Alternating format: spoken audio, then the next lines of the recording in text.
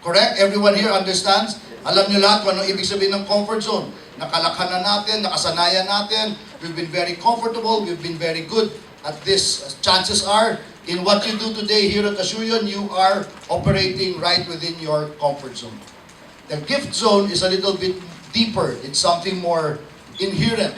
That's why it's called a gift. Perhaps it's God-given.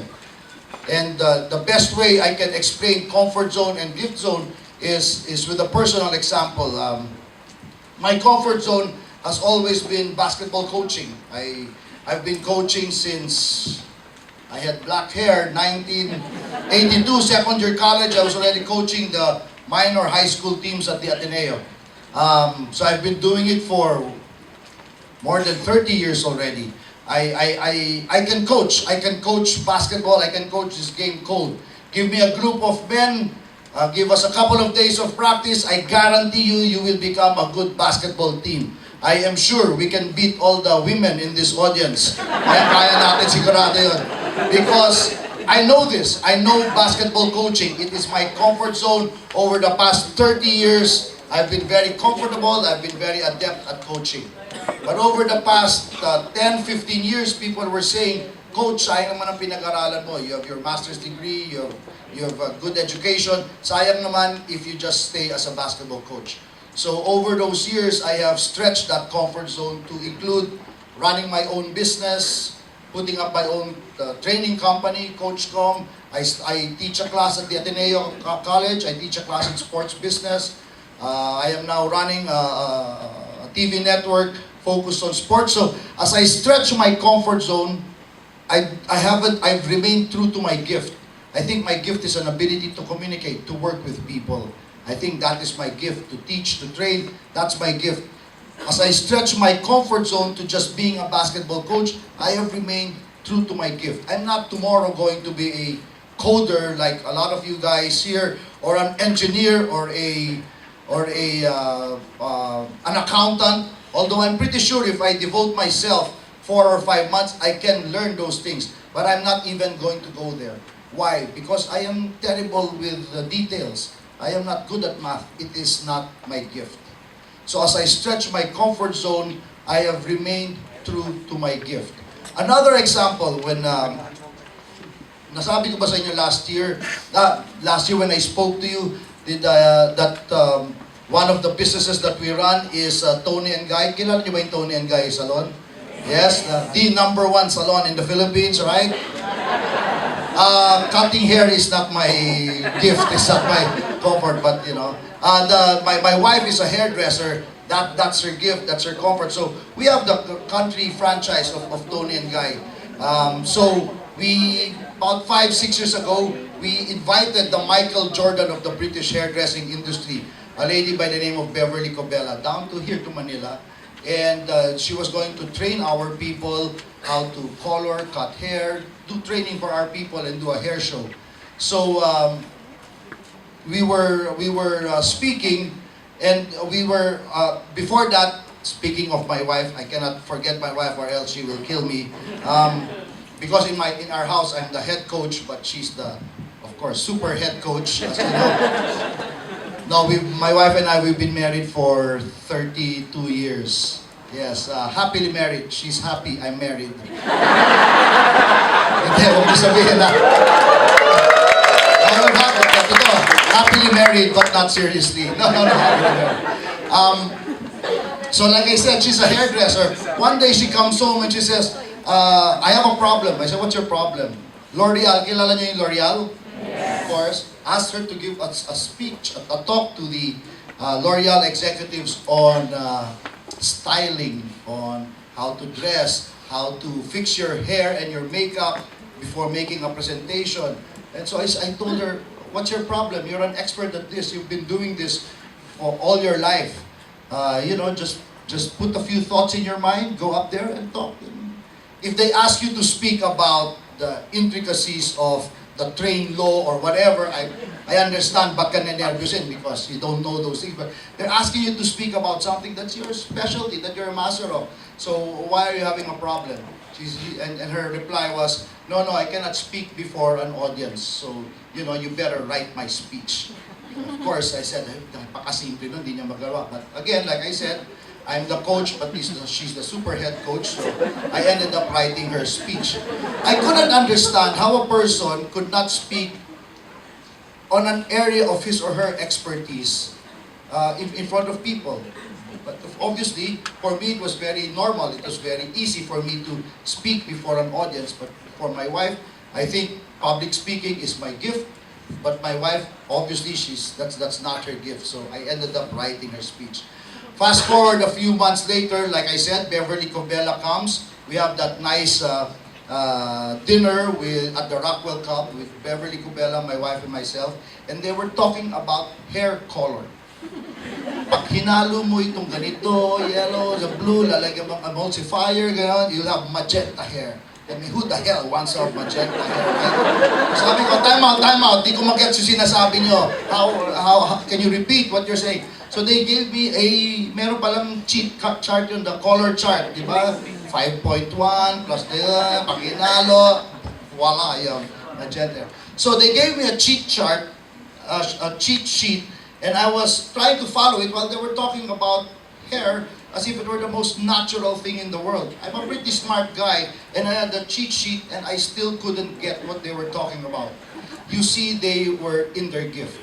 In the same manner that I couldn't figure out how my wife could not speak to an audience in something that she's an expert at, they couldn't also understand how I couldn't understand their hair color conversation even with a cheat sheet.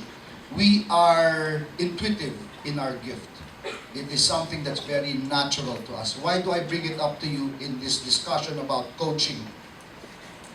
My number one belief is that there is no way you can coach another individual without first understanding his comfort zone and his gift zone. But to do that, you as the coach, you must first have a very clear understanding of your own comfort zone and your own gift. And I think that's very important. Without a clear understanding of your people, and you might have your first five, your top 10, you've got to know what is the comfort zone and gift zone of each person. Otherwise, you're going to be throwing darts at the dartboard and you're hoping that, you know, what you're saying or what you're trying to do is going to be a hit and miss proposition. The only way I know for people, for coaches or leaders to be able to teach and coach effectively is to have a clear understanding of the comfort zone and the gift zone of that person. You want to build strong trust-based relationships. Guess what? Having a comfort zone, gift zone conversation, one-on-one with your people, very powerful trust builder. If you're having a problem starting that relationship, just being able to tell your direct reports or the people who you are leading, one-on-one, have a comfort zone, gift zone conversation with them, you will find that there is a lot of insight and there's a lot of power in that conversation. And that's why for me, the starting point as you try to build strong trust-based relationships with your people is to understand what is their gift, what is their comfort zone, and what is their gift. I know exactly, I have, how many are we in the team now? Gabe in the pool, 20, 24 guys. I know exactly the comfort zone and the gift zone of all my players. And that's why people come to me sometimes and say, hey, how did you know that if you put this guy in, he's going to do well? How do you know that if you pull this guy out of the bench, he's been on the bench the whole time, he's going to do well? It's because I have a clear understanding of the comfort zone and the gift zone. And still, that's not going to guarantee success. But the reverse is always true. Without that understanding, then your efforts are going to be futile. So dear coaches, dear leaders, dear friends here at Asurion, perhaps after you step out of this room, one of the first things you can do with your direct reports is to have that comfort zone, gift zone conversation. But to do that, you have to be very clear as well. What is your comfort zone? What have I been very good at all these years? I do these things and I enjoy it almost without thinking. That's your zone of comfort. But truly, what is your gift? What is your gift?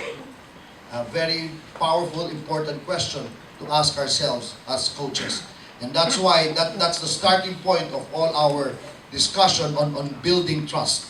So last year we talked about trust, and I just said that you want to build strong trust-based relationships. Now we're going towards going a little deeper, giving you a few tips and tools on how to build those trust-based relationships. After trust, we talked about effort. Think about it. When you have strong trust-based relationships, when you know that everyone's on the same page, everyone has the best interest of the team in mind, it's very easy to go forward and put in the effort because you are no longer looking over your shoulders. And that's the problem in organizations sometimes. You can't even go to the point of putting in effort or executing because you're always looking over your shoulders. You're not really sure who is stabbing you behind your back. But when you have built those strong trust-based relationships, then you can confidently move forward towards putting in the effort and being able to execute. The one thing that we should put our effort into really is to improving our ability to execute. And I didn't get the chance to give you the fundamentals or the basics of execution. It is as easy as ABCD. Okay? Execution is an attitude. It starts with a can-do attitude. If you're given a target, a goal, a project, and at the start you say, that's too difficult, it's impossible, then that's it. It cannot be done. For sure, it cannot be done. But if you're given a target, a goal, to be the first Philippine team to play in the Olympics in the last 48 years, and we say, wow, that's almost impossible, but we will find a way, then you are on your way. So the starting point for all execution is attitude. It is an attitude thing, and most importantly, the attitude of you, the boss. You've got to say, the job, the objective, the target is too high, it's very difficult, but we will find a way. Can-do attitude. Next, don't just be proficient, don't just be solid, be absolutely brilliant at the basics. A lot of times we get caught up with the big picture, the sexy things up here, and we forget execution is a function of being absolutely brilliant at the basics. Next, core conditioning, and then drill. And the best way to give you an example is, again, to go into our practice, to give you an idea of exactly what I mean.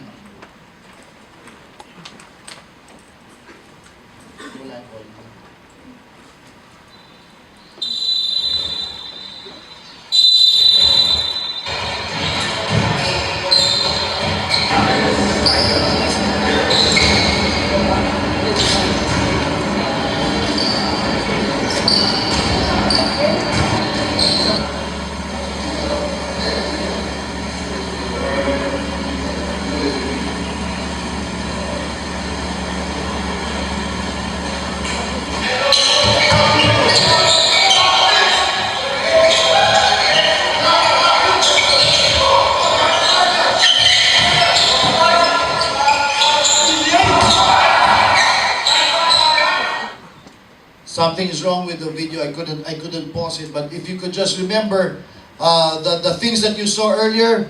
We had the first team.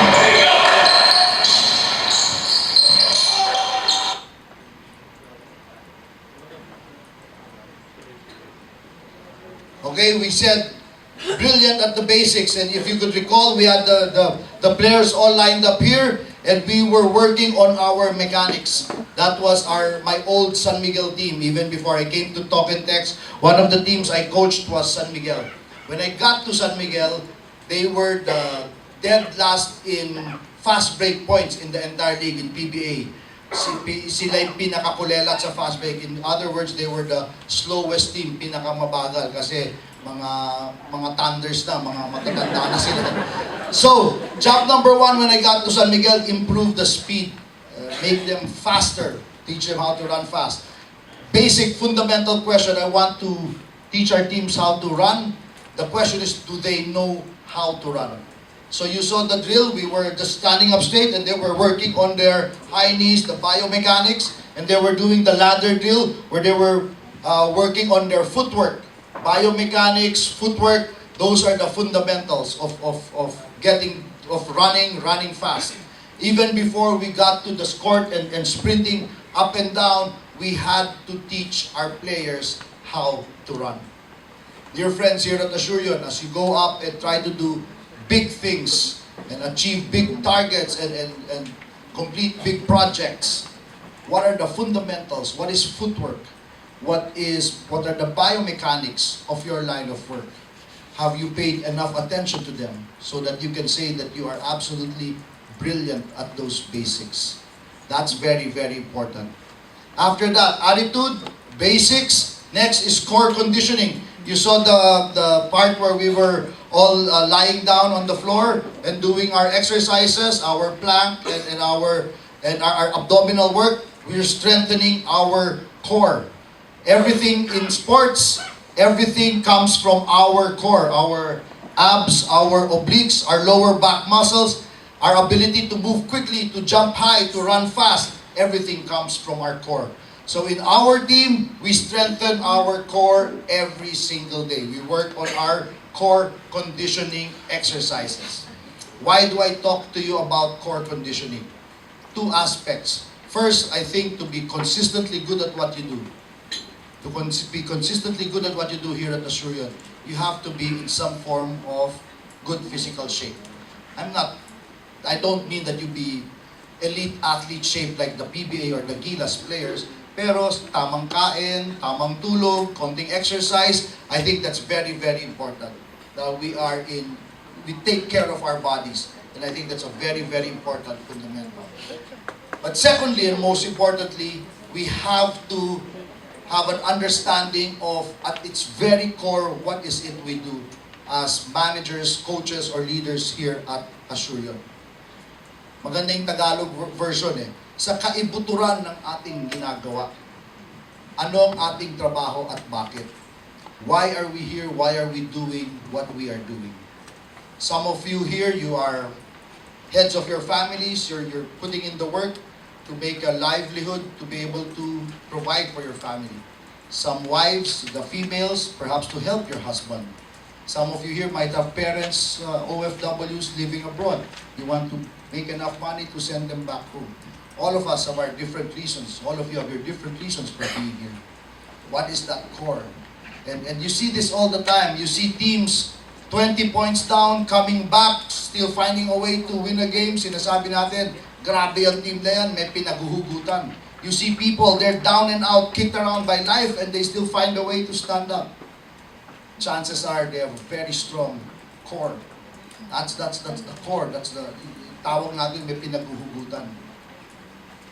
And I think to be consistently successful and great at what you do, you've got to have a very strong core at the very inside, the innermost thing in your mind, in your body, in your spirit.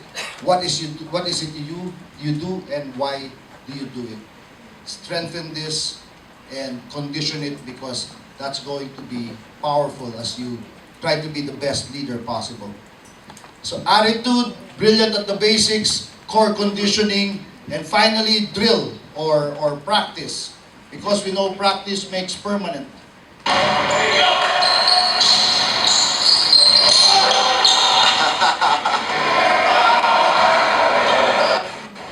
These are one of our drills in practice, and I want you to focus your attention on this guy, Ranidel De Ocampo, right here.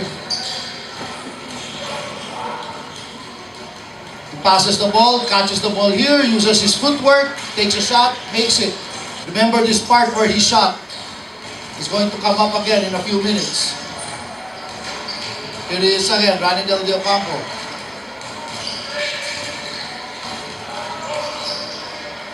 Fake, one dribble, jump shot right there in that what we call the elbow. I mean, these are our practice. It's boring, it's repetitive, it's in the heat of the summer, nobody's watching, but we continue the drill and practice. So that's from one of our practices. What did I say? How do you execute? Attitude, basics, conditioning, drill. From practice, we now go to the actual game. And remember, that spot where Ranidel De Ocampo just made that shot. He caught the ball here, fake, one dribble, jump shot.